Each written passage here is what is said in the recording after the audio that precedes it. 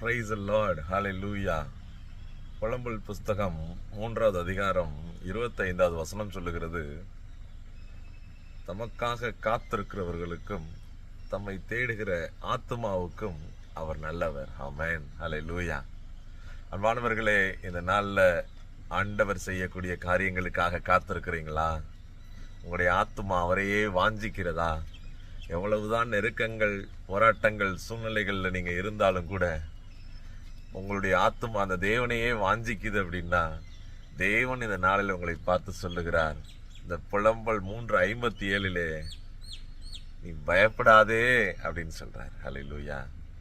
உன் ஆத்துமா அவரை வாஞ்சிக்கிறதுனால அவர் பரிசுத்த ஆவியானவரை அனுப்பி உங்களை தேற்றி நிச்சயமாக நல்லவராகவே உங்க வாழ்க்கையில வெளிப்படுவார். எனவே இந்த நாளுக்காக நன்றி சொல்லுவோம்.